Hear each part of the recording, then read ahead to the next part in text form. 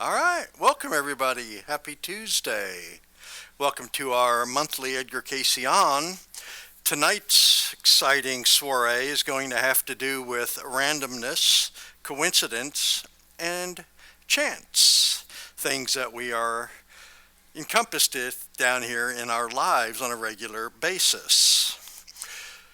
As always, this is my interpretation of this event of randomness, coincidence, and chance. I looked into the readings and I've come up with my interpretation, and I am here now to share them with you. Throughout the readings that you're going to see, there are numbers that will guide you if you are so inclined to go in and do your own research, and you are encouraged to do so. I have personally found that by going in here and doing this on a regular basis, I actually learned something, and tonight might be something that you may learn too, because it had me figuring out, so I've never seen this before. So when we get there, I will point this out to you. And you may so enjoy doing this that you too want to come up here and do it, and you're gladly welcome to do that. Okay, so we always got to put a plug in for that. Now, this will be on our Edgar Cayce channel on YouTube eventually, so once we process it and get it uploaded, you'll be able to watch this later on and look at it yourselves. And when it comes into coincidence and randomness and chance and things like this, we know that throughout life there's been times that people just seem to come into our lives. We have unexpected events come in and out of nowhere. And when these things happen, what happens to us? It takes us by surprise, right? And our hearts will start racing and our lives are going to start changing. We call these people cops, okay? Because when this happens, there's something obviously going on, okay? You're now having a chance meeting here, so to speak, but it was certainly unexpected, at least to us in this room. Now, using the Oxford Dictionary, when we talk about what the definition of these things are, randomness is stated to be the quality or state of lacking a pattern or principle of organization, unpredictability, oddness, or eccentricity. Totally random event, came out of nowhere. Coincidence is a remarkable concurrence of events or circumstances without apparent causal connection. Wasn't that coincidental? Or coincidentally, he happened to call right after I did this, or something to that effect. And then we have chance, which is a possibility of something happening. Again, all of these have come from the Oxford Dictionary, so this is kind of what we're going to be talking about tonight. And our lives are full of these things. It's quite purposeful that we are, in fact, going in here and experiencing these types of events. Because quite honestly, as we will soon learn, it's not by accident any of the occurrences that we have in our life are in fact happening. They are meaningful, they are purposeful. And the way this presentation is going to be structured is that it's going to be broken down into pretty much three ways of looking at it. It's going to start with God's divine plan, which predicates why there is no randomness, coincidence, or chance. And then we're going to learn about universal laws, because God, pretty sharp old man. He's always watching out. He's always planning ahead for us. And then the second half of the presentation is going to be dedicated to a case study in which I'm going to take a life reading of a certain individual who Cayce did a reading for, and we're going to do forensics on her, and we're going to see what she's going through in the current life and see if we can find out why and how this happens. And this is kind of how this presentation is going to be set up in here. So, Cayce's reading 3486. Know that no entity enters a material experience by chance. Flat out telling us right now that there is not a chance. It's not random. Our being here right now is not random. Consequently, it reasons that the events of our lives are not going to be random either. It's all going to be woven into a purposeful existence for us, okay? And it's not an accident that you are here. It's not an accident that you're on this earth right now, and it's not an accident that you're in this room right now. Everything is happening for a reason. And part of this reasoning comes back into understanding what God's divine plan is for us. And part of the plan requires us to understand how we got here in the first place. Cayce has told us that what has been given as the truest of all that has ever been written in Scripture: God does not will that any soul should perish. This comes out of the Search for God readings. The Bible tells us that we are in fact created in His essence, His form, which is spirit form. Consequently, our souls are the crux of the matter. We look at what has happened and how we got to be here. When God created us of Himself, He gave us full godlike powers to do everything that He could do. He also gave us free will to make those choices, but there were certain parameters that He wanted us to make sure that we would follow. But we had the free will to do what He said or not. We've heard about the fall. Well, the fall was not necessarily in Eden, but it occurred actually before even the earth was built, because this ties back to what Catholics refer to as original sin. And Cayce tells us that original sin was disobedience, and that our souls were using the free will that He has given us in less than loving ways. Consequently, this is when the problems began for us, okay? We started to get ourselves into here. And what in sense happened is that in our souls, we transcended down through the various dimensions. And after this disobedience was already going on, and after the earth was created, souls entered into the earth plane, and they were able to see what had been created. They took measure of our animal kingdoms, the vegetable kingdoms, and the mineral kingdoms, and they said, wow, this is cool. I wonder what that's like. And using the free will, which again furthers the disobedience that we weren't supposed to do, they took their spiritual bodies and they pushed them into these material forms so that they could learn to see what they were seeing, to see and smell and touch, and most of all, reproduce. All of these feelings were coming in. This is what the souls wanted. And they really enjoyed this experience, just as today we do too. We have certain things in our realm of experience that are pleasing to the taste, to the smell, to the vision, to the hearing. All of these things we have.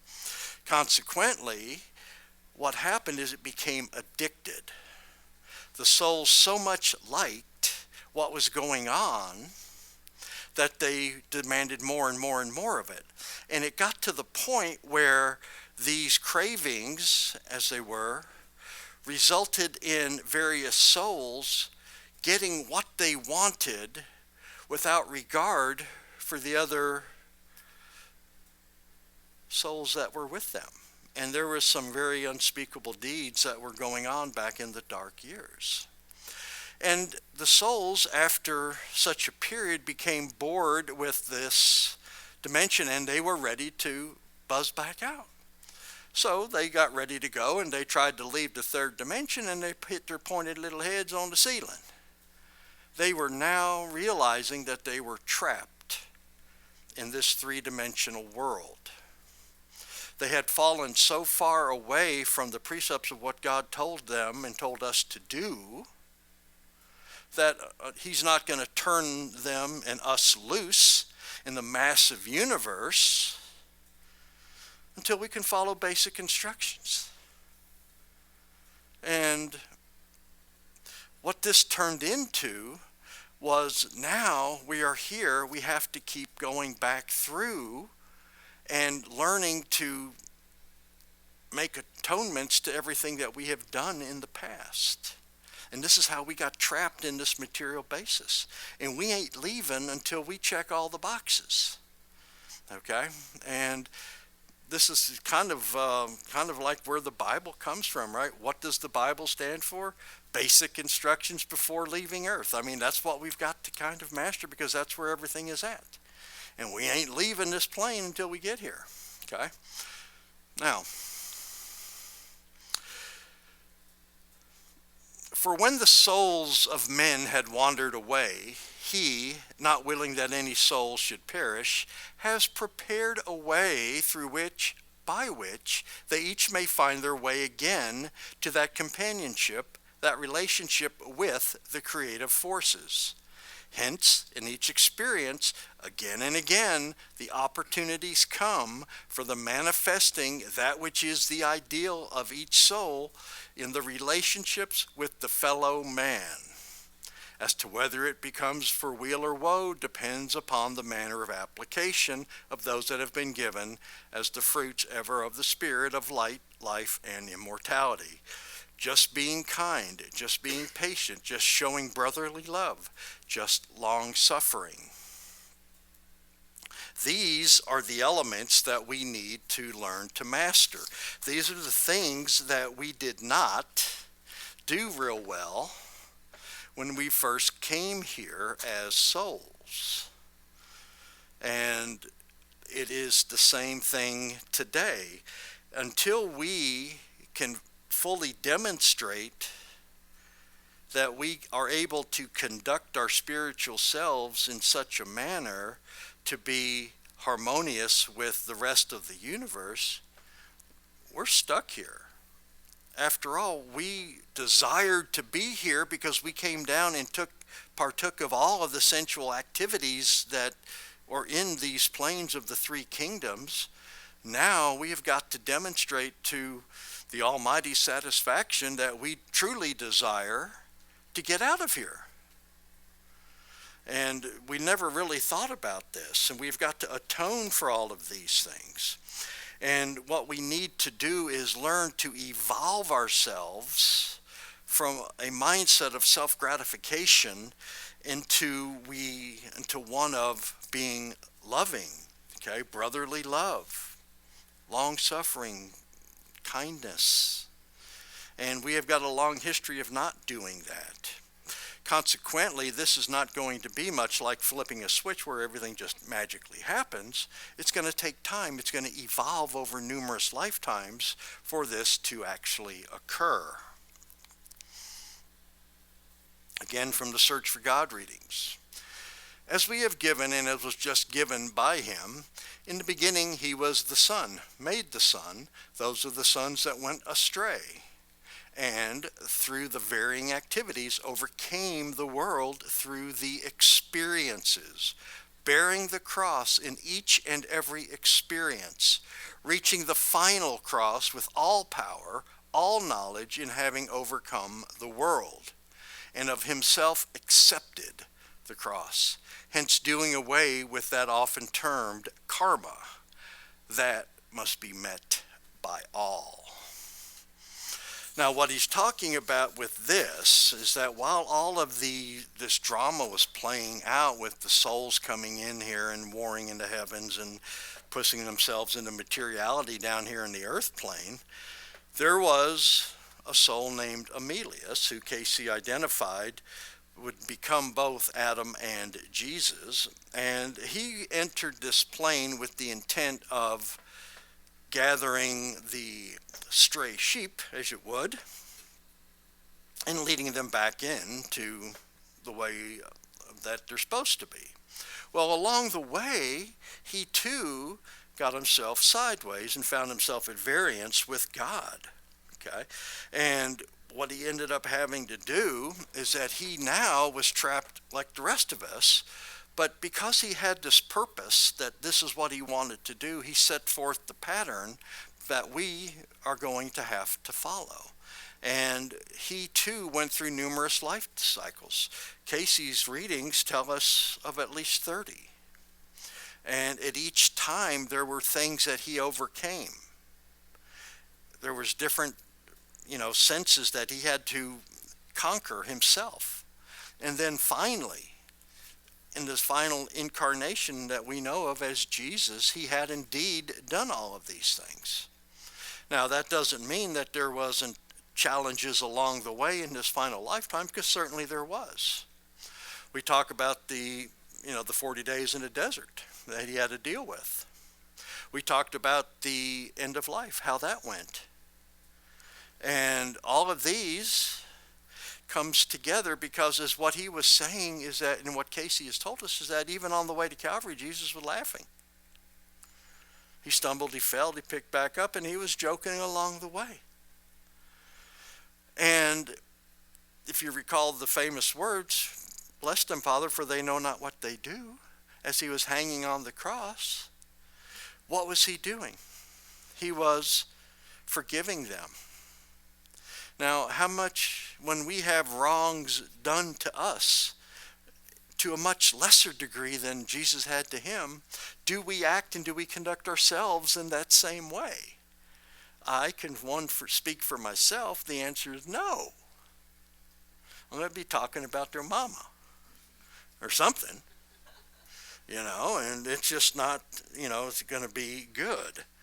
Now, we have to, again, overcome the elements of the earth. And interestingly, if you get into the Atlantis readings, Cayce talks about our 5 senses and the 5 races. And each race is associated with a simple sense. Again, it's all tied together as part of this plan. Okay? 2067:7. Question: when did the knowledge come to Jesus that he was to be the Savior of the world? Answer: when he fell in Eden.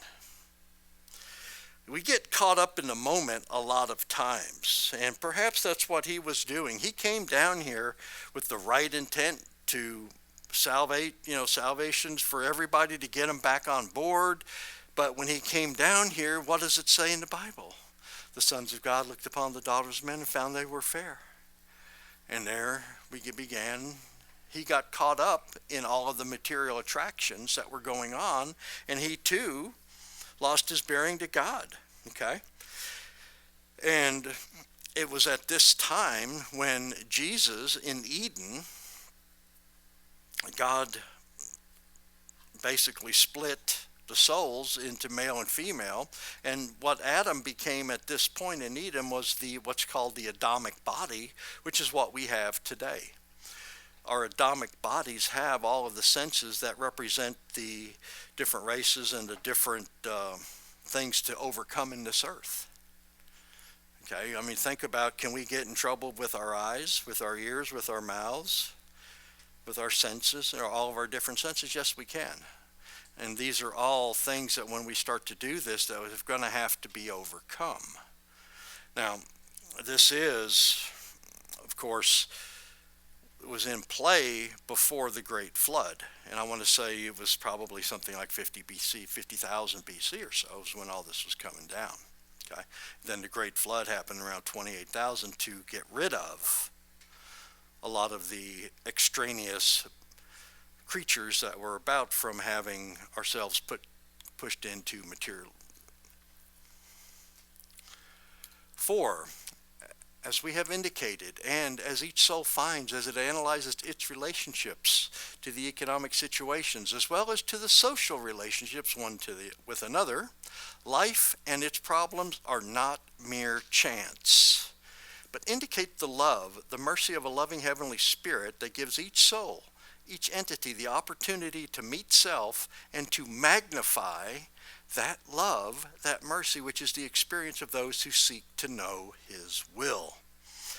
When we were down here busy away learning about things of the material world, we started to put ourselves above others and above God. We have pretty much lost our bearings to God. We never totally severed the cord between ourselves and God, nor would we.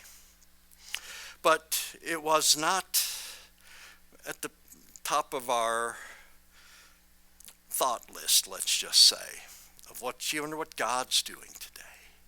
And what this is telling us is that we have got to have to learn that it isn't all about us. As it says, it's not chance that life and its problems. Anybody got problems in life? Yeah, we all do, right? Why? Because these become as opportunities for us if they're met with a spiritual essence. These are the opportunities that we can try to overcome, because what it does, it comes down to a choice of how are we going to meet this problem, with love or with a selfish attitude, one of two things.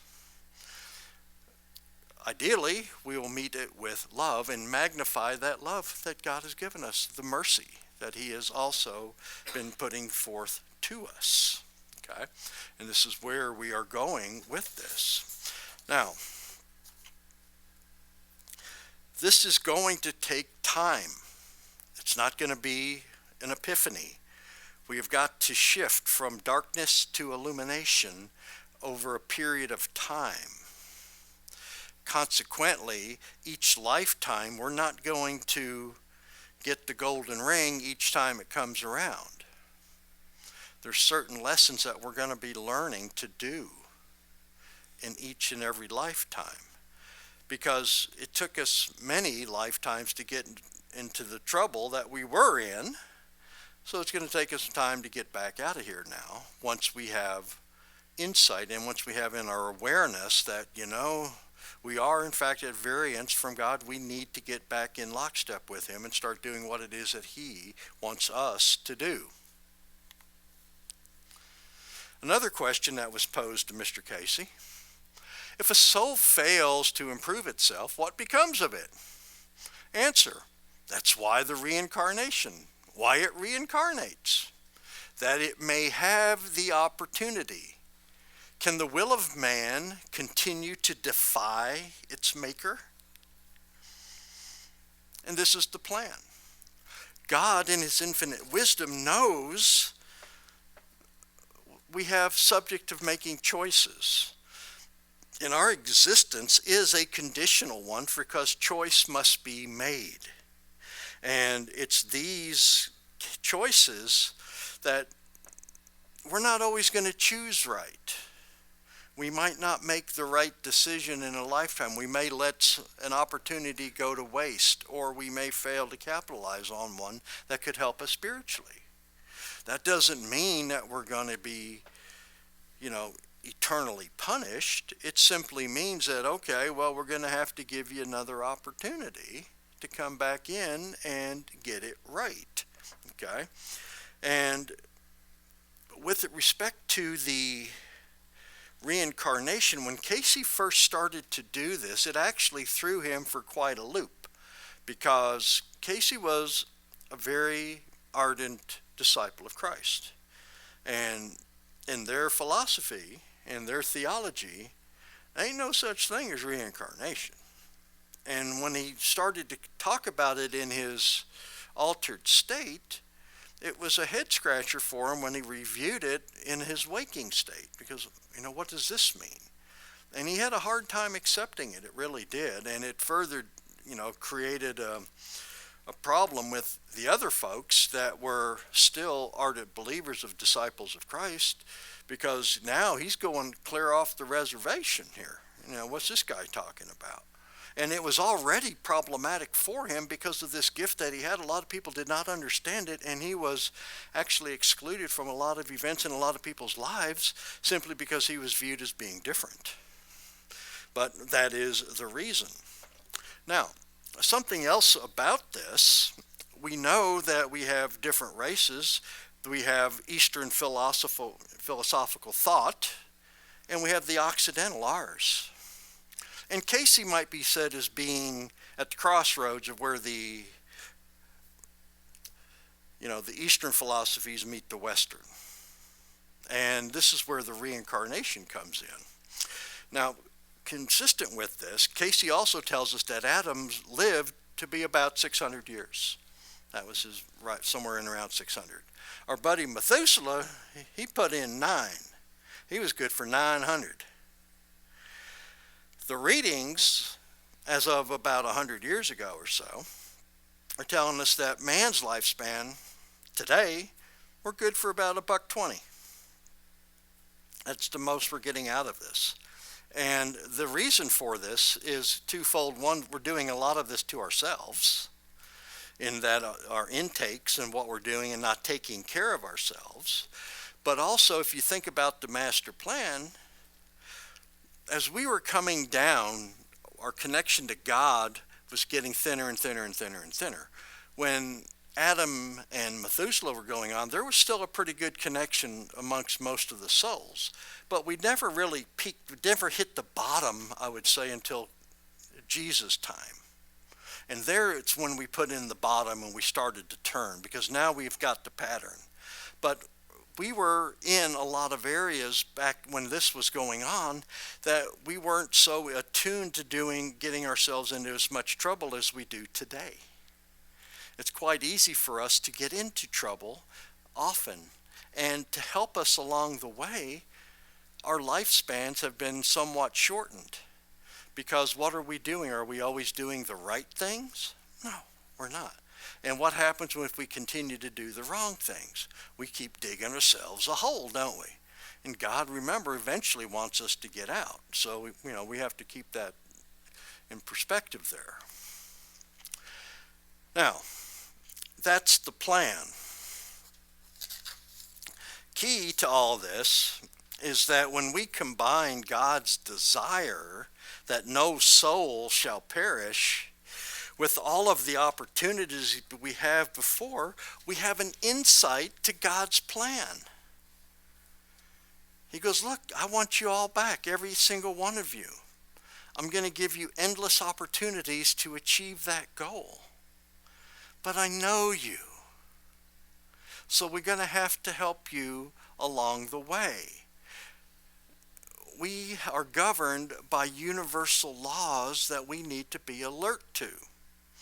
Because the universal laws are actually a buffer against our own free will. Yes, we have free will. We can do whatever it is that we want to do.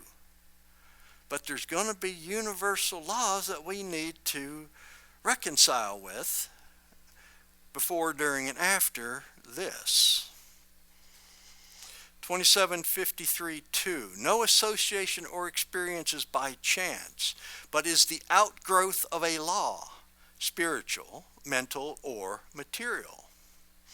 These will be found to be bound with this entity here in each phase of their experiences. Thus, this should be an interpretation that may enable those who would analyze or study same to see how, why, and where the various phases touch materiality at any given point. Cayce is telling us to go look for these things. Look for these things. As our awareness increases, we start to look at our opportunities that are placed before us through a different lens. And when we start to look at them differently, then we take a different take on them. Our interpretation of why this is happening, it's not because God doesn't love me, but it's here to help me learn a lesson that somehow I need to learn.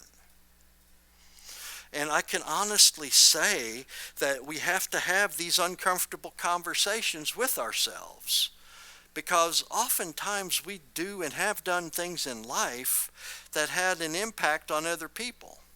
And sometimes we know what the outcome was, a lot of times we don't. but we have got to always do some sort of reflection on the actions that we have taken that we can reconcile in this lifetime and think about what they really mean.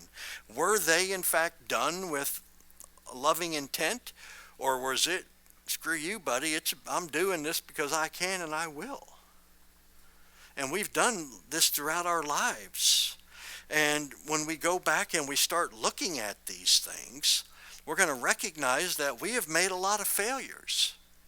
But were they really failures, or is that too strong of a word? Maybe we just made a poor choice instead.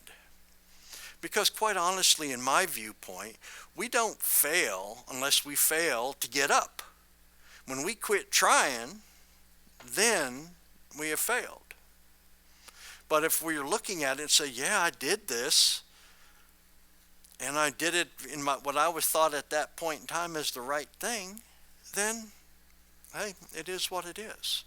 And Cayce even talked about Paul, because if you remember, Paul wasn't quite fond of the Christ teachings in his time until he got somewhere around the road to Damascus. And when he was doing this, he was very, very eager to persecute Christians. And that was what he was doing. He put his whole heart and soul into doing it because they, by God, were wrong.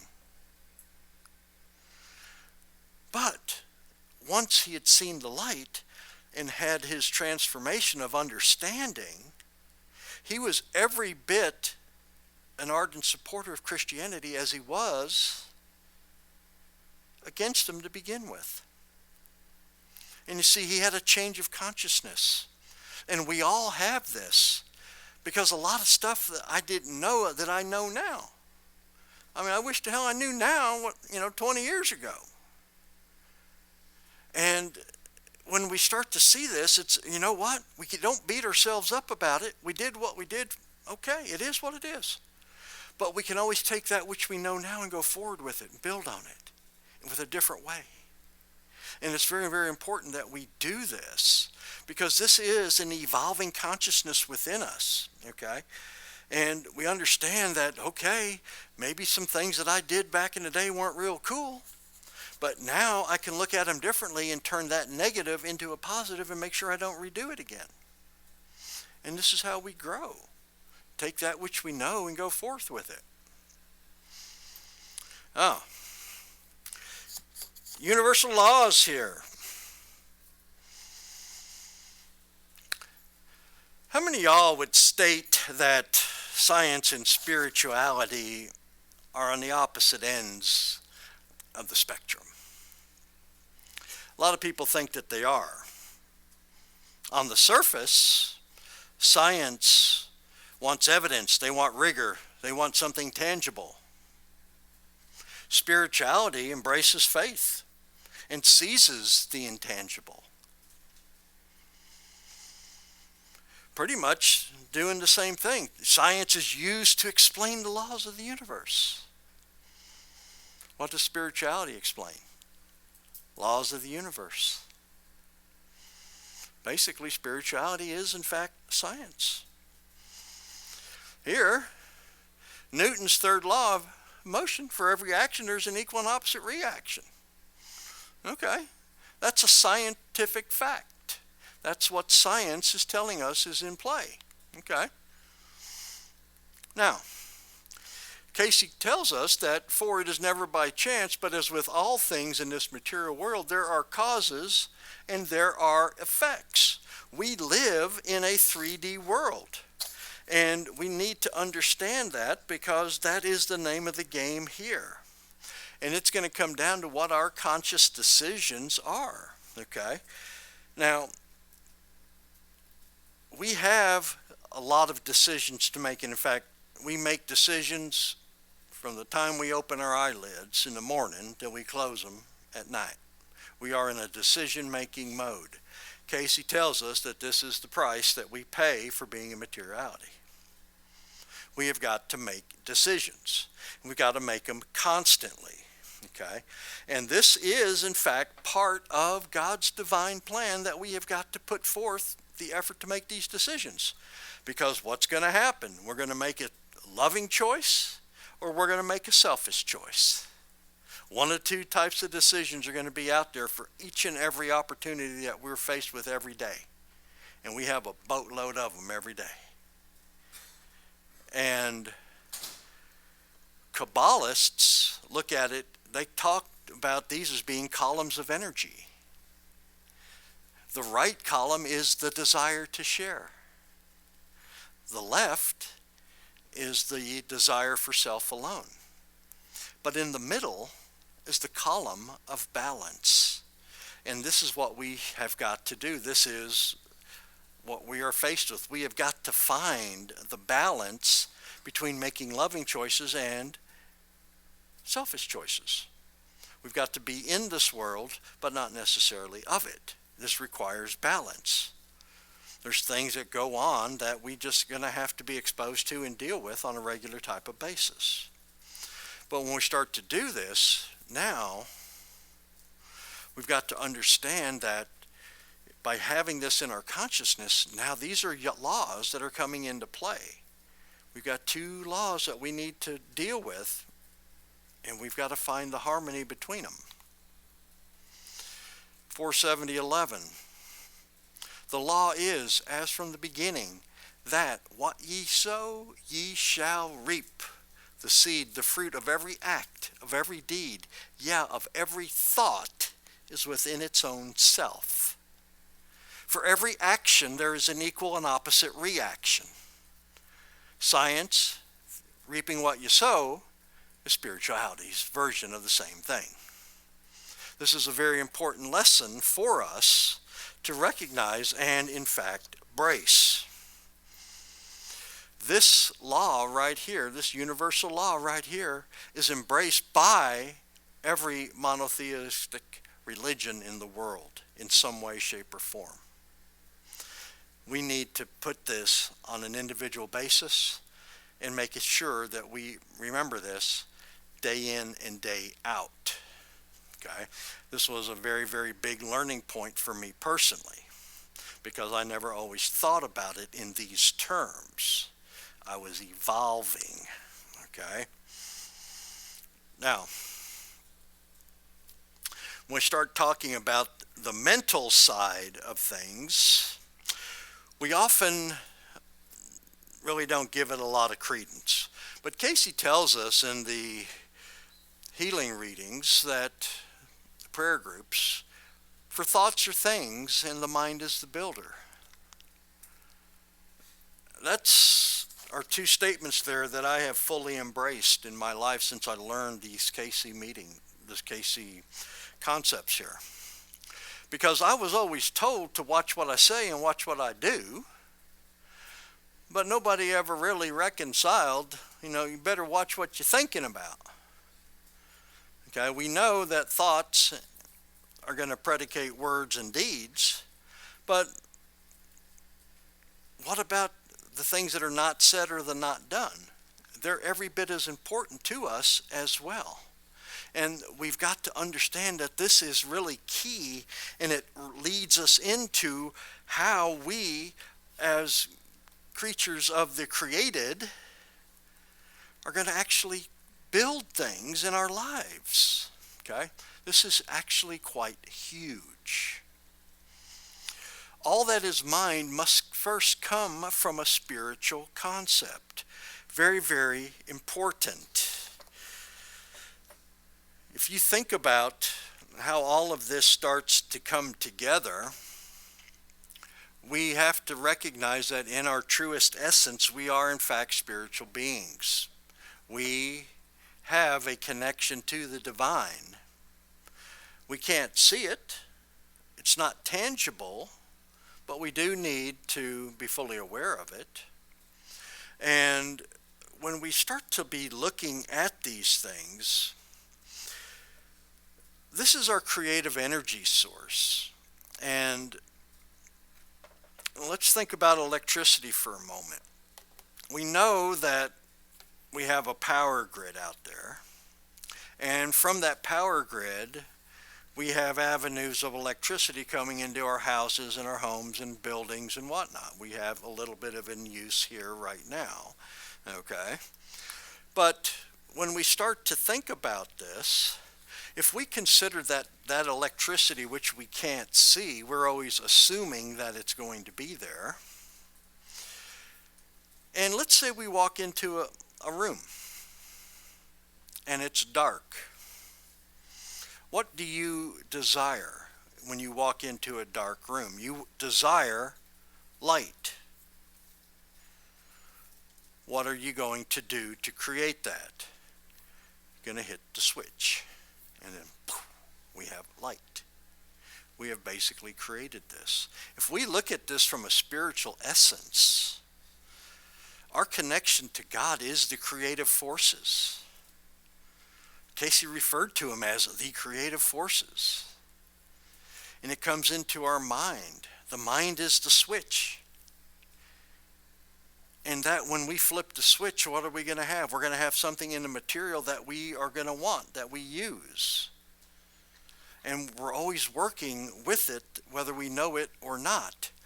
Consequently, the spirit is the life, there's your electricity, the mind is the builder, there's your light switch, and the physical is the result, there's your light bulb. You're going to take that which you want and you're going to use your mind to make the choice, the decision. And then what you do with it is going to result and manifest itself in the physical world. And this is we have this connection to God. We have this connection to God right now. Because what was built? The mind. How does Cayce describe creation? The mind of God moved. Boom. And there was creation. So when we see this, this is a lot like the flow of electricity that we have in our houses. Right? You want to turn a coffee pot on? Mind is the builder. Boom. And if you think about it and look around anything, you can look around in here, up to including human beings, we have the same thing. Because where did it all begin with? It came from the Spirit saying, hey, you know, I'm tired of standing. I want to sit on something. What happened? The mind built what? It came up and it fabricated a chair. And it's the same thing. We fabricated a screen, a light, a church, everything. But this is how everything that we have under the sun actually gets its beginnings. So now we start to get into a couple of spiritual laws. For truth in any clime is ever the same. It is law. And love is law. Law is love. Love is God. God is love. This is the Al Thornton law. All right? Because everything he says, every time I see Al, I get this boom. He's the first one that I heard this from, actually. It is the universal consciousness, the desire for harmonious expressions for the good of all. That is the heritage in man. If there is the acceptance of the way and manner, such may be applied first in the spiritual purpose and then in the mental application, and the material success will be pleasing to any. The spirit is the life, the mind is the builder, the physical is the result. Right there. Love is law, law is love. We've got to recognize that this is key. And Matthew 22:36-40, Jesus was asked, what's the greatest commandment? And he said, to love God with my whole heart, mind, and soul. And he goes, then I'm going to give you another one. The second greatest commandment is to love your neighbor as yourself. That right there. And that is the precipice of every universal law in existence. It has to be giving glory to God, and you've got to put others and God above yourself first. And this is when we do this, then We have harmony. We're going to have pleasing to all. It's when we don't do this that we create our own personal hells, because the mind ever is the builder. If we make selfish thoughts and put those forth, they're going to manifest too, because what are we doing? We are using the creative spirit in a negative light, and we're going to get a negative outcome. Might look pretty cool on paper, but when the physical comes, it might be a little bit different than what you're expecting. Okay? And we've, plain and simple, we've got to learn to put God and others above ourselves. Always, always, always. Okay? And quite honestly, why would we not want to do this if we know what we put forth is going to come back to us? Isn't this another version of reaping what you sow? So you have a choice here. Are you going to reap negativity, or do you want to reap love? What do you want to receive? What you put forth is what you're going to get, you see. And we got to make sure we remember that. Remember, before any thought is given, and especially before a speech or word is spoken, that with what measure or judgment ye mete, it will be measured to you again. This is an unchangeable law, and law is love, and love is law. It is in law in spirit, it is law in mind, and it is law in cause and effect.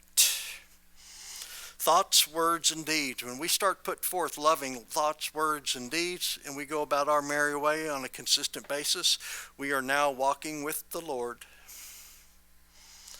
We're just strolling side by side with him. And when we do this, we are naturally reducing our ego to the least common denominator, and we're looking forward to putting God above ourselves and putting others above ourselves. And this is what we're going to be doing.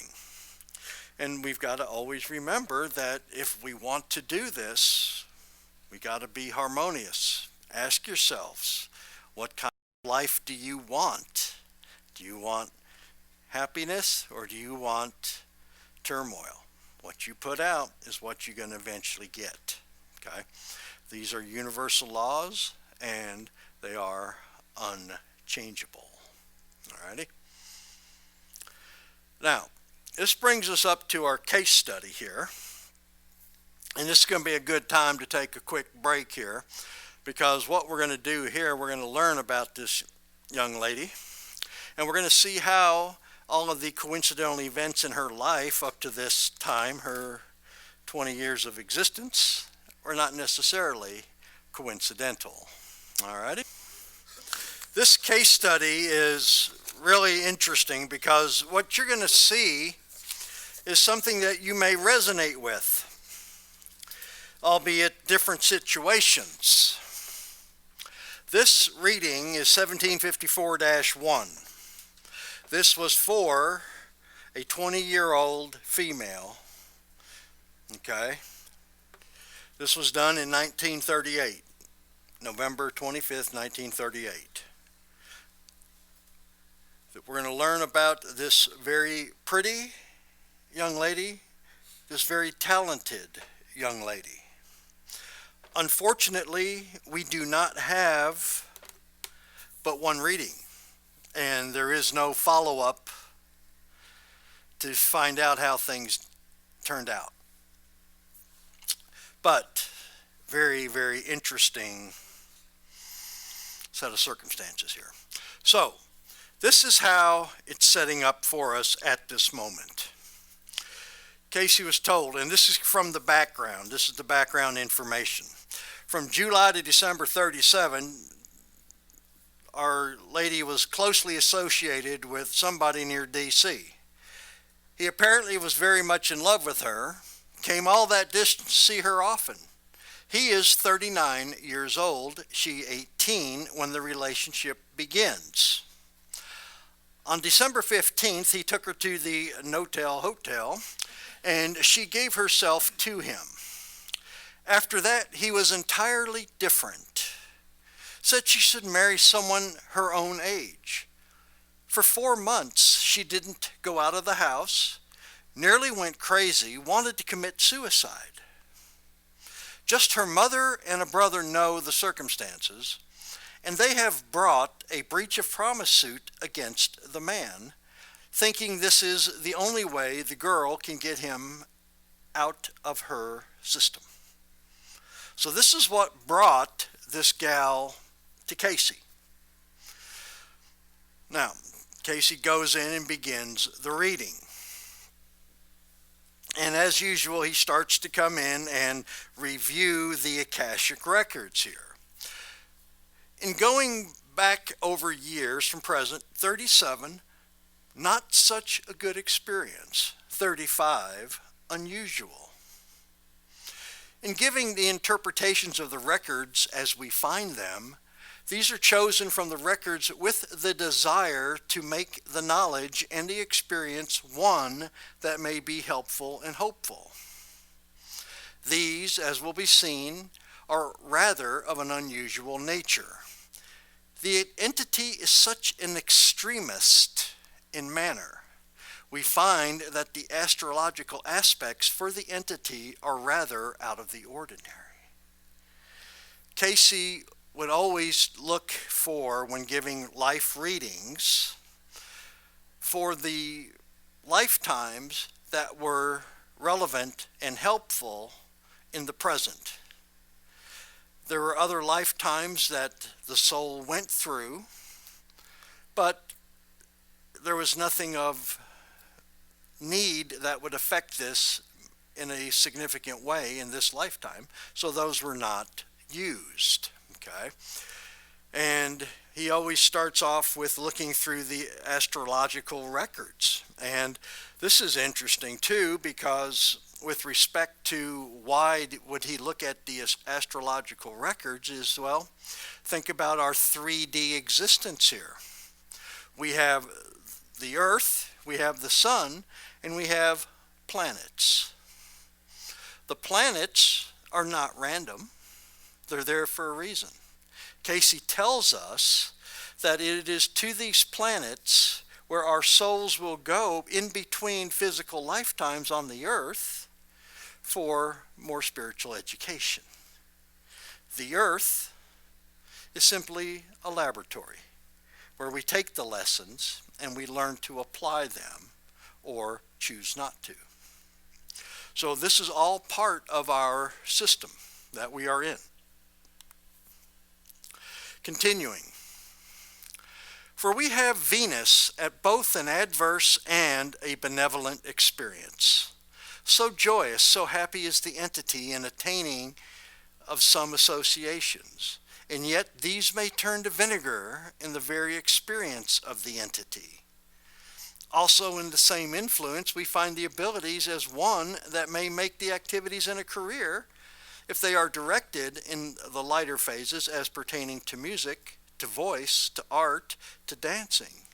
Yet we find more benevolent in the same in that making of the home.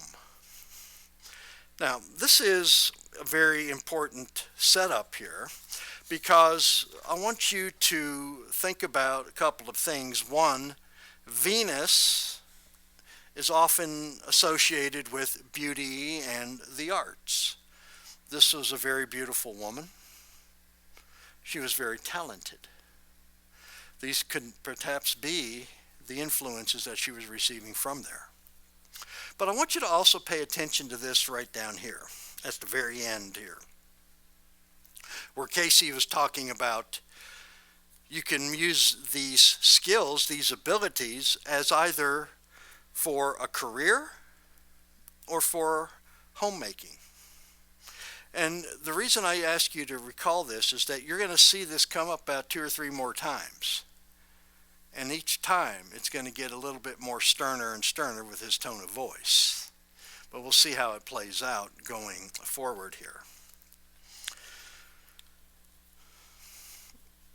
These of themselves indicate the true Uranian influences, that is, your extremities, in the experience of this entity. And these make for those influences which the entity has been in those positions where the listening to counsel of some has been an influence that may cause a great deal of anxiety, a great deal of those influences which bring periods of distress. The natural inclinations arise from the Uranian, given an interest in the unusual, in the mystic forces and influences, in the spiritual things. Cultivate them. Cultivate them. Again, Uranian influences tend to be often, as Cayce refers to, as the extremities. They're very extreme from one side to the other. And also she has got interest in the mystic forces and things spiritual. And this is not an accident. As you will see, these have been coming on for quite a while. The lifetimes that Cayce covered here: United States at the present. She was born in 1918. United States during the Revolutionary War period. Jerusalem under the Roman rule. This would be the Jesus period. Persia regions under Grecian and Persian influence. And then Egypt in and around 10,000 BC. This is where the readings that he's going to cover have influence on today. So we're going to start going in and seeing how these, in fact, come down here and how they're relevant to her. Know that whatever experience ye have in the material sojourns for a purpose. Know that it is not by chance that ye are in a material or earthly consciousness in the present. For know that all activities of the mind, of the body, must be based on spiritual things. This does not mean goody-goody, but the purpose, the ideal, unless it is founded in that which is constructive, which is creative. This experience may become, under these extremes, a torment throughout. Yet, if thy ideals, thy purposes, thy desires are set in that which is creative, we may make a glorious experience of this sojourn in this material plane. Very, very interesting is what he's talking about, is how integration of the spiritual with the mental, with the physical. All of this comes together, and here this is where we are starting to see that the spirit is the life, the mind is the builder, the physical the result. If this is created, if it's not, it's going to be a torment throughout. And she's already starting to see this. And this is, if we're not careful in and of ourselves, we can turn a lifetime into a very hellish experience for ourselves, simply based on the choices that we're making, but it's all predicated on the ideal, the purpose. And the ideal that Cayce is talking about is actually very, very integrated into this reading, because he comes back onto it. And until we are able to transition ourselves away from the me-centric types of thinking, we're not going to be able to engage in higher consciousnesses. We're not going to be able to move on to bigger and better things, because we haven't overcome the most basic of things at this point. We must remember that with greater power comes greater responsibility. It's true here on earth. It's going to be truer out there in the bigger picture. So consequently, until we start to make consistent loving choices, we are not going onwards and upwards. And this is what Cayce is setting. He's giving us the framework by which we can, in fact, do these things. As to the appearances in the earth, these, as we find, have much more to do with the emotions and the materialization of the same in the present experience, or that is from which ye may draw comparisons. Now, what Cayce is telling us, he's identifying another aspect of our mental part, which is emotion. Emotion has at its root the word motion. Motion means going one way or the other. It could have a lot to do with making choices. Okay? And what we're needing to see is that she was making a lot of decisions up to this point based on emotion. And it was based on emotion. It was not necessarily based on the highest principle. And consequently, what did we see? We see that she was a total train wreck going into this reading because of the events that had transpired in her life. But she had put forth an emotional attachment to them. Consequently, she's starting to dig herself into a hole here. And things that are built in spirit and not emotion are those that which will lead to our harmonious outcome. In that during that known as the American Revolution, in this environ, ye made for those peoples both wonderment and helpfulness, as well as disappointments. The entity was in the environs of what is now Jamestown, Yorktown, Williamsburg, and the like. For the entity was among those whose company were sought by many, and at times, and during a portion of that experience, too easily obtained. However, we find that the entity in the experience gaining and losing and gaining according to that as was manifested in the experience, in keeping with the ideal, or in the gratifying of the material, and the desires of self without regard to the mind, the purpose, or what people would say. Now, a little research here. This gal, across a lot of even the 5 lifetimes that Cayce covered here, she was in and around Cayce in each and every one of those times. She may not have known him directly, but one of the other areas that was covered in here was an area called Dearborn. Dearborn is in Michigan, the wild west frontier back in those days, was where Cayce incarnated as Bainbridge. He was in and around those areas in and around the same time that this gal was. Very interesting. As you will see, there's a lot of other ones here. Now, looking into this, a lot of nuggets in here. And you can see how she had an effect on those around her. And like most of us, she got to see the bad side of her humanity, and she showed her good side of her humanity. But she allowed her physical emotions once again to come into play and her desires to blossom.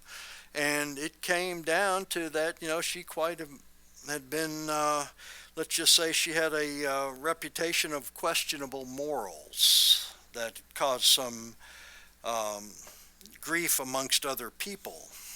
And the choices that she made brought forth disappointments to those in and around her inner circle.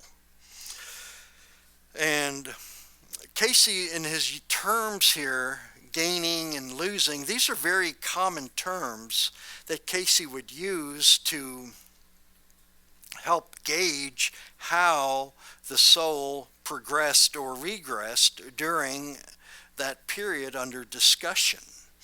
And here we could see that by gaining, she was in fact following a spiritual ideal, and by losing, she was then going back into a more material-minded opportunity here, okay? More of a physical gratification. And this is fine because we have opportunities. She's going to have opportunities, again, to put forth and overcome these events. This is going to come back and bite her here in a minute here with Mr. Cayce. In the application of self, in the present, ye will find disappointments in individuals, as ye caused disappointments in the minds in the experience of others. And it is not only others, but thyself, and the sorrow and the disappointment ye have caused in others, that ye meet in others in thy experience. But showing mercy, asking judgment, being patient, ye may overcome. For as he has given, in mercy and patience possess ye your soul. Reaping what we sow. Here we saw that in her revolutionary lifetime, she caused a lot of disappointments in people, in the minds and experience of others. What happened to her? Did that man she was involved with disappoint her? Big time. Big time. Why? It was the meeting of self. There was something that happened hundreds of years previous that came back in a lifetime that she had to deal with. How many have y'all ever been disappointed in anybody or anything? Well, guess what? Might be a reason for that you're not knowing of. May not be able to make heads or tails of it based on what you know of your life here. But now we're starting to open up some peepholes here about, maybe there's some things that happened a few lifetimes ago, and, quite honestly, it's probably a good thing we don't know what the hell we did back then. We probably wouldn't be real proud. We'd probably be in a rubber room. Bam. We've got to understand this is that this is a very key lesson of the universal laws coming into play. It's not coincidental that this had happened to this child. She caused disappointments in others' previous lifetimes. She's going to have to pay the piper. And this is what we all come into. But asking judgment and being patient, this is key for us. This is key for us to becoming patient, because we know that we could consider this karma, right? Now, just for clarification, what is karma? Karma is meeting that which you have sown. But karma isn't done in the same lifetime. Karma is a different lifetime. You get in trouble in one lifetime, and then you'll have to meet it in another lifetime. That's what karma is. Okay, in the truest sense of the word, it's a different lifetime meeting of what you have sown. But when we talk about mercy, we have the law of karma and we have the law of mercy. We don't hear a lot about the law of mercy, do we? We hear a lot about karma because karma is kind of cool. It's something in the Eastern philosophical thought line that, we like to embrace here. But we don't really think about mercy because mercy infers there's a God involved. But Cayce tells us that the law of mercy is every bit as relevant as the law of karma. And we can actually ask for mercy. Mercy is that given which is not deserved. And we can actually do this. Showing mercy, asking judgment, being patient. All of these things come together for us. And Cayce is counseling her to think about this. Because in mercy and in patience, we garner our soul. Because what we're doing this is that we're taking that which is being given to us and we're dealing with it. We're not being reactionary about the events that we're faced with. Somebody is doing something. I don't like it. It's harmful. I don't agree with it. How are you going to deal with it? Are you going to say, well, he's wrong, you can't do that? Or maybe a better train of thought is, well, maybe he's just doing what he thinks is right at the moment. Two ways of saying that you don't agree with it, but one is not, issuing judgment against another person here. And that's kind of what he's telling her to do. This will also come back again full circle momentarily. Steve. What? Wait, what does asking judgment mean? Because judgment to me is a verb, whereas mercy and patient are nouns. What's asking judgment mean? Would you repeat the question afterwards? Yeah. What does asking judgment mean? What does asking judgment mean is the question here. In this case here where we're talking about, showing mercy, asking judgment. You're asking God to intercede. You're asking him for judgment to help you, to help me be patient. This is my interpretation of it, okay? Then what you're doing, you're asking not to say, judge me. You're asking for judgment, saying, okay, looking at this situation, help me. You know, my mother her favorite saying was, Jesus, Mary, and Joseph, help me. Always. You know, and usually at me. Yeah, because usually it was something I did, that was a response I'd get. You know, Jesus, Mary, and Joseph, if you came first, your sister would never be here. You know, things of that nature. But anyhow, that's how my interpretation of it is. Okay? Thank you. Yeah. Okay, so now, this is what I didn't know. For ye heard from the lips of Pilate's wife of how he healed her son that was a lunatic, an epileptic, as ye would call. These made impressions upon thy mind during that experience, that sojourn, and yet wavered oft as to what would be thy choice, as to which group would ye join thyself, when there were those as Paul, as Peter, who came, Titus, Philemon. For ye were in the household of that family in which Philemon was a servant. When I read this, I don't recall, and again, you know, I don't recall any interaction between Jesus and Pilate before the crucifixion. But apparently, Cayce is telling us that Jesus helped Pilate's wife's son. I mean, who knows, you know, what the deal was, but he was there. But she saw this. And she saw this because she heard it from Pilate's wife. So she had firsthand information. And again, now, what is she faced with here? Well, what is she witnessing here? So here's this lady now, back in Roman times. The wife's husband just washed his hand on the matter, handed Jesus over to the Sanhedrin, and then crucified him. So now she's looking as to what choice do I go with? Do I go with those who have the law of man, who with the power to physically kill me? Or do I go with those who are offering me eternal life? Those were her choices. And again, in and around this time frame, it was, you know, obviously a very violent time.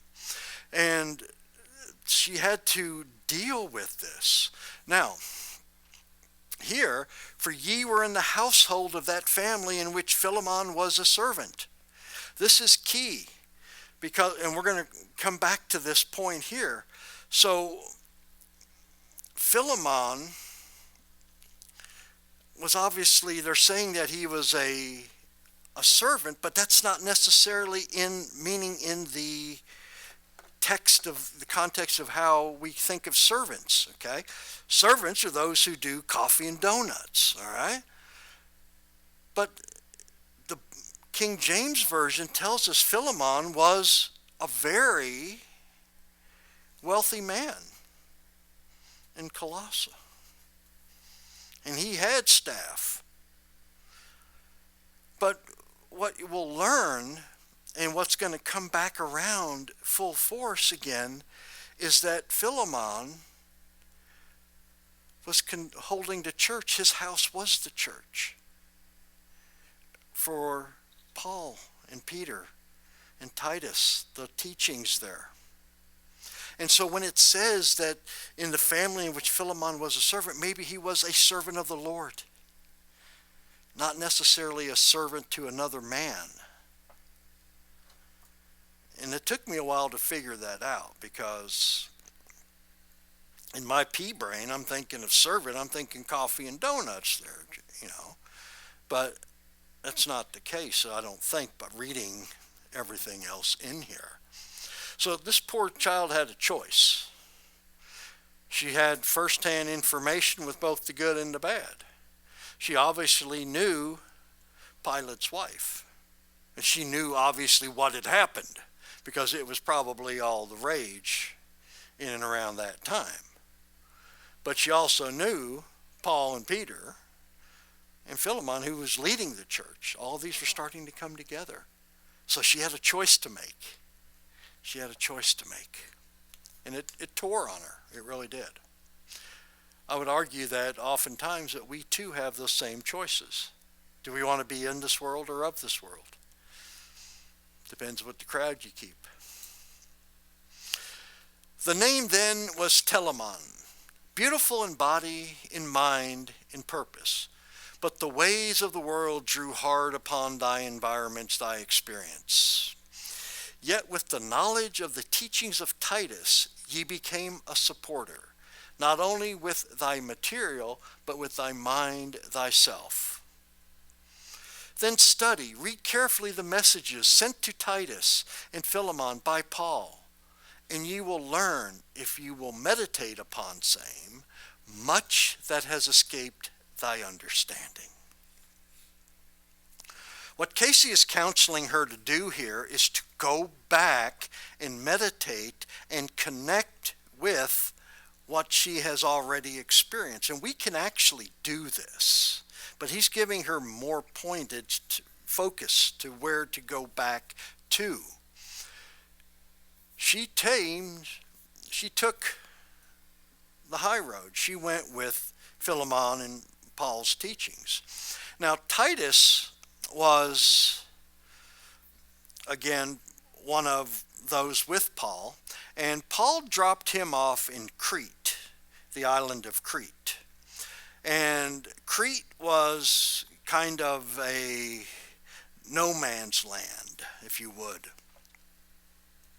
The folks there in that time were considered to be of very immoral character and great liars. And Paul had tasked Titus to go build a church here. And so he had to deal with these folks here, and he had to transform these people from within in order to go in and start living the ways of the Lord.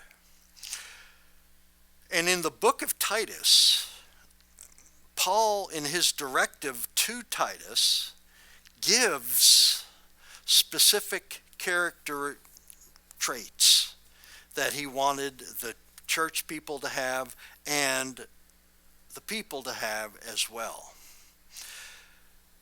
Cayce was telling her, go back in and read this. Read this. These are going to be very meaningful to you if you will follow them. If you will go back in and learn how to focus your mind on those traits that you need to do. Because think back now, in this year, she was in a very delicate state at this point.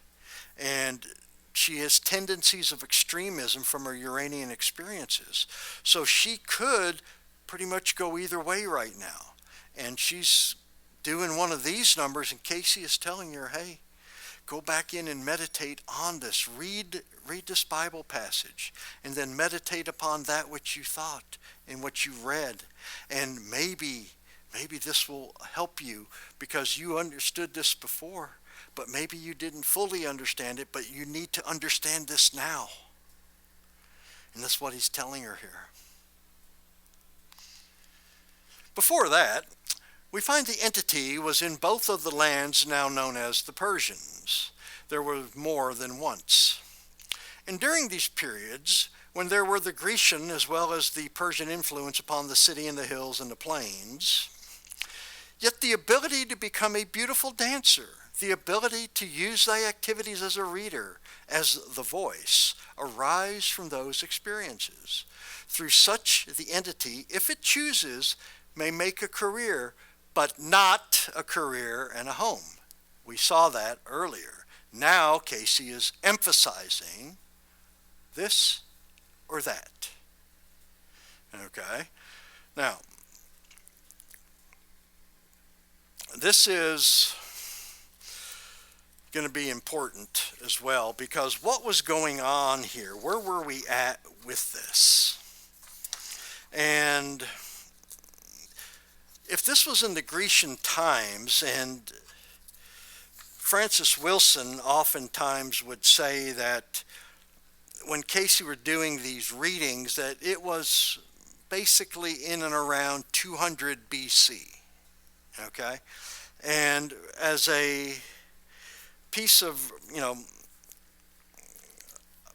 reference, what was going on in this Grecian area in 200 BC? Probably not a lot of peace, love, and understanding, because this was back when we were doing Sparta, and quite honestly, in this time, Greece wasn't Greece as we know it today, but rather the Grecian territory extended from China all the way to Turkey. Okay, that was considered the Grecian territory back in that time. Okay, and so we are seeing that she has these abilities. We know that she has tendencies in this lifetime right now to be a dancer. She has tendencies right now to be able to use her voice. But she was doing it before. She had these skill sets earlier in previous incarnations. 2,000 years before, she was doing the same thing. Okay?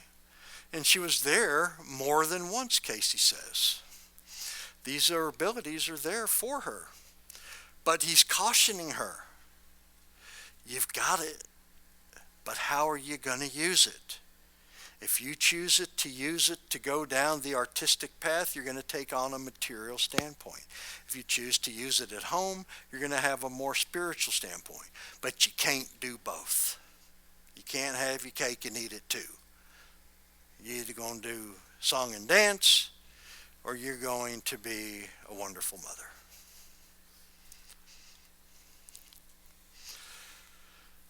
Now, continuing, there we find the entity gaining knowledge of and defeating the purposes, many of the Grecian activities. Hence we find both good and bad as ever is present in materiality, active in the influence of the entity then known as esthma. And those things that are of the oriental nature in dance, as of the Grecians, are especially of interest to the body in the present. And the cultivating of these may bring those influences and activities in which material things may be thy part. Again, where did the Oriental dance come from? It came from the lay of the land at that time, whereby Grecian was stretching from China on the east and going forward. Consequently, she may have been in and around that area there. Not sure what it looked like, but she again has Oriental dance tendencies in this lifetime. Cayce's telling her, go back in and do it. And because this is why you're interested in it right now, it's because you used to do it. You used to do this. You had these skills that you used in previous lifetimes, and you're still attracted to them.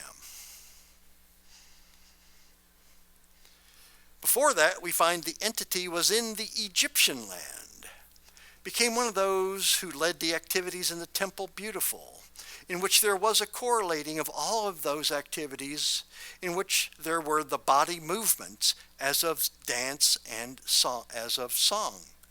Hence the confusing forces which arise in the experience of the entity in the present.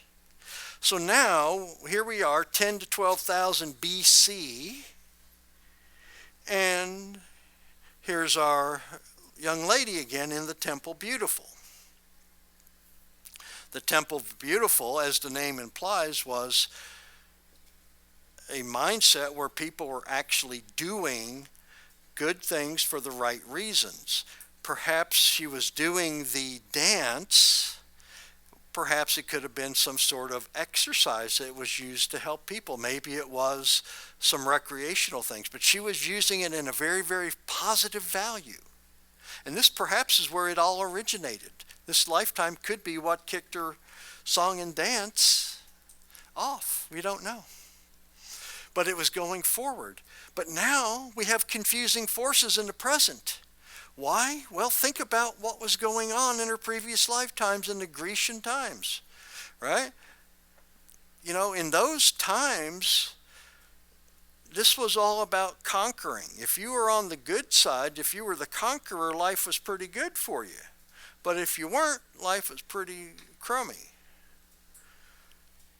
What did she do? What was the experiences that she had to go with that she used her song and dance abilities?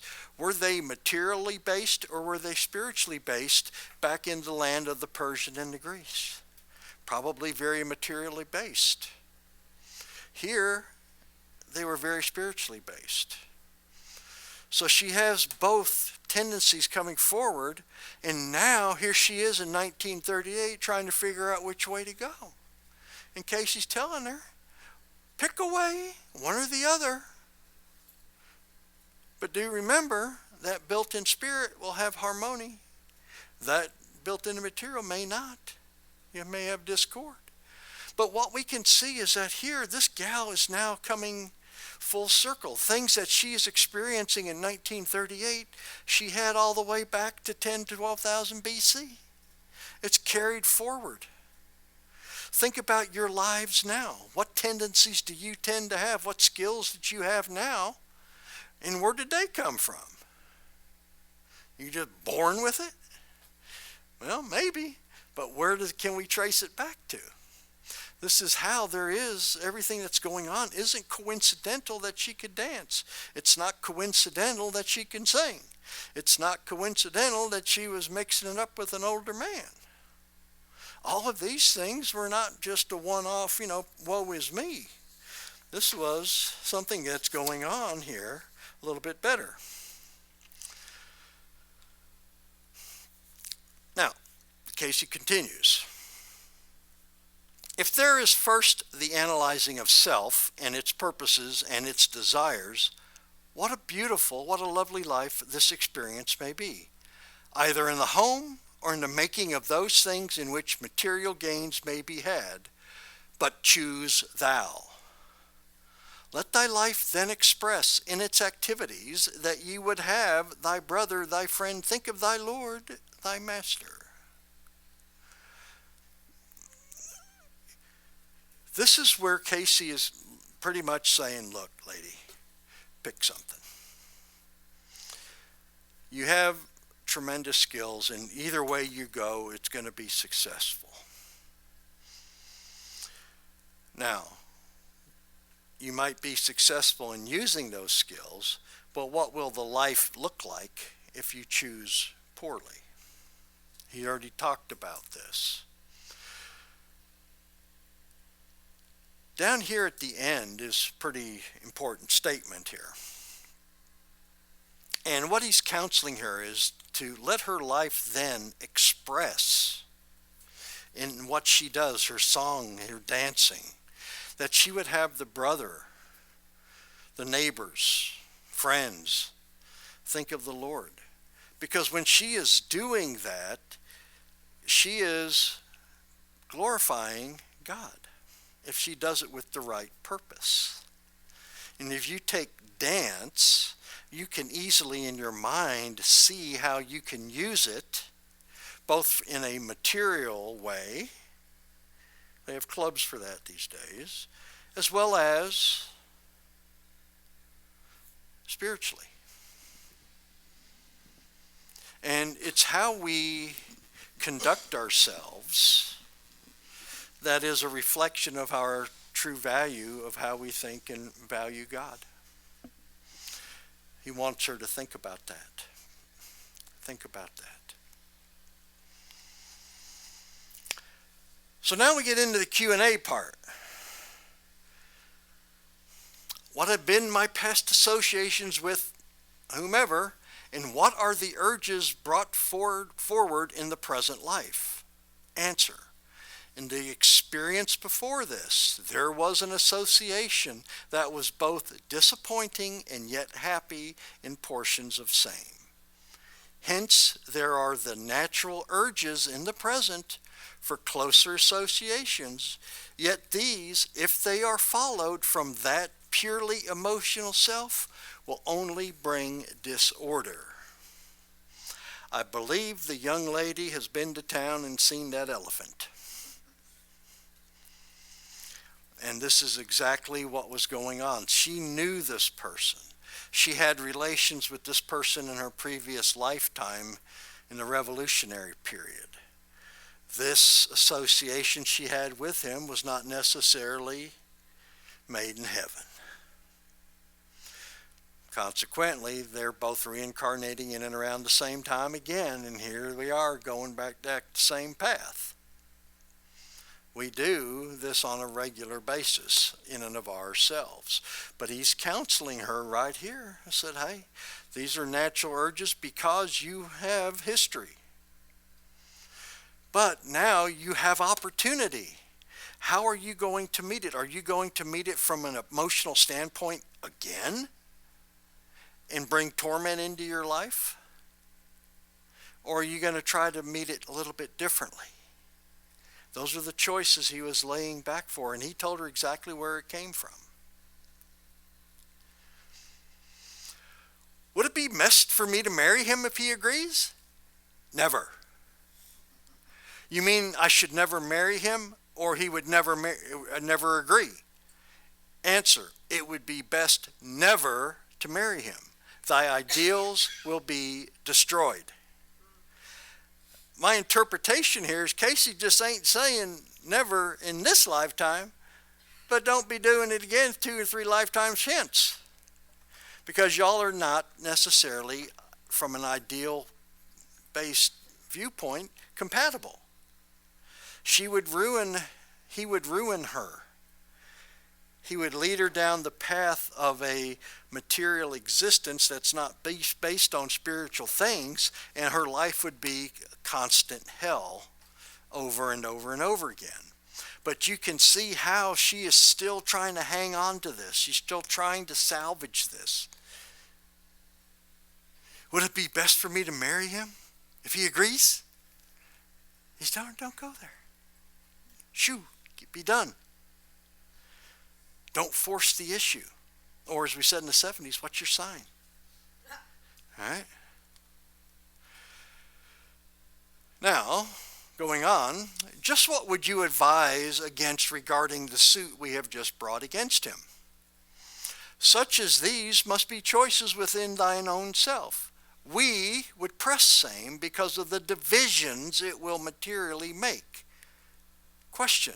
What is meant by the divisions it will materially make? Answer. They would separate. What is meant by divide? So, Cayce said regarding the lawsuit, that's a choice. However, we would push the envelope. We'd go with it because it would suit her from a spiritual standpoint. It would divide her and this other person so that she has an opportunity to pursue a spiritual path as opposed to whatever this may bring with her relations with him.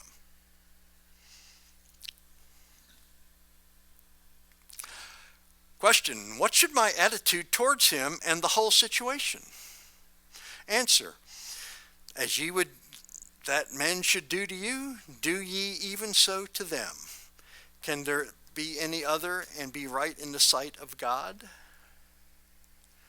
The golden rule right there. He's counseling what? Forgiveness. He's counseling forgiveness. Now, something that wasn't covered, he also told her to look at the book of Philemon. Book of Philemon in the Bible is 334 words long. Very in-depth reading. There's a story here that ties into this portion here, because in the book of Philemon, and what the way it happened is this. Philemon had a slave named Onesimus, and Onesimus robbed Philemon and then beat feet, split the scene. In around those times, If a slave escapes and is recaptured, the owner of the slave has unlimited punishment options up to and including death. So Onesimus put his life on the line by A, stealing from him, and then escaping. But somehow, Onesimus met up with Paul. Paul was in prison for the second time by the Romans. And he sought counsel from Paul. And he told Paul, hey, dude, I did this, and now I'm talking to you, and you're in jail. Would probably be a better option for me. What should I do? And Paul said, return. Return to Philemon. And he wrote letters. Paul wrote the letter to Philemon. And he also wrote it to a couple of the inner circles. One gal and another guy. So all three of them got the letter that Onesimus got here. Now you know that having been stolen from and escaped, and this guy shows back up on the doorstep, say, hey, how you doing? It's going to probably tick you off a little bit. But when he read the letter, what the letter from Paul to Philemon said was, forgive him. Forgive him. Think of this situation that you have with Onesimus in the same light that Jesus forgave all of our sins, that he died for our sins. You need to judge the situation the same way as opposed to stringing him up. Now, Paul, pretty smart. Now, remember, we said earlier that the church was being conducted in Philemon's house, and he had some attendants going in there, two of these who also got the letter.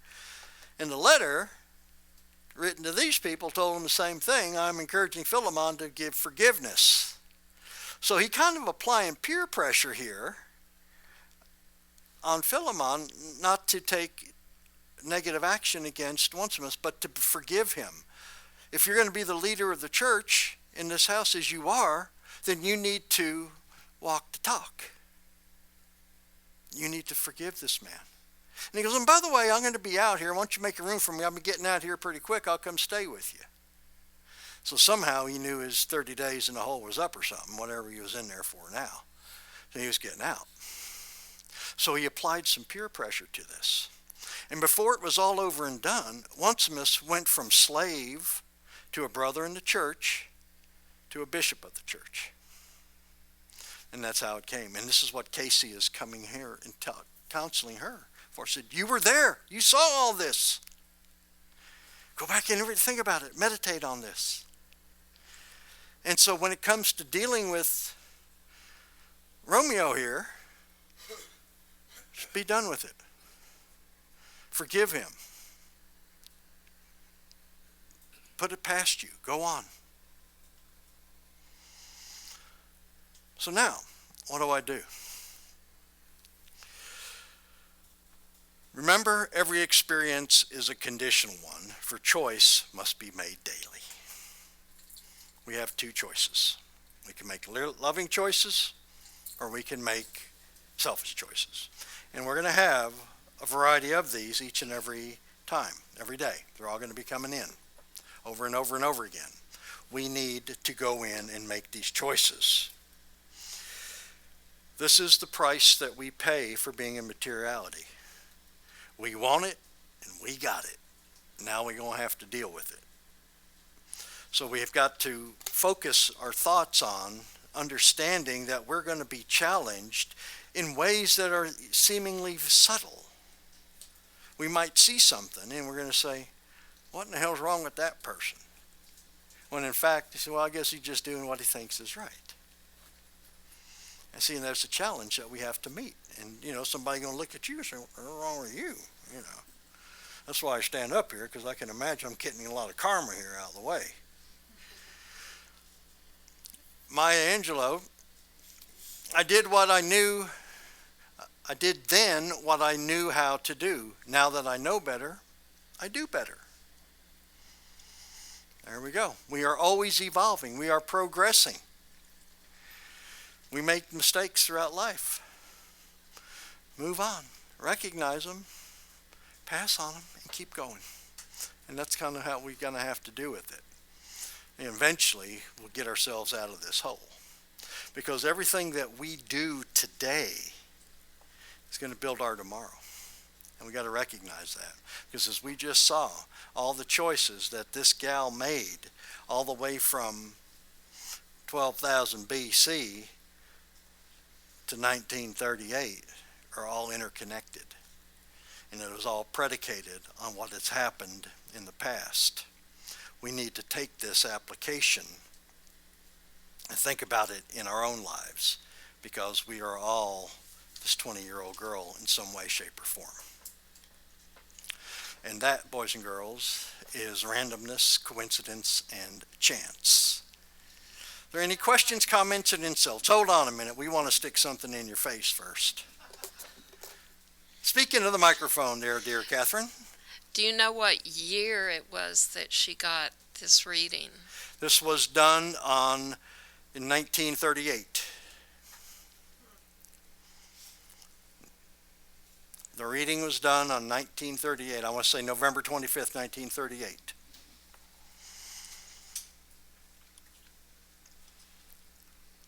All right. If that's it, that's all I got for y'all. Y'all skedaddle. Thank y'all much for being here. Appreciate it. Hope you got something out of it.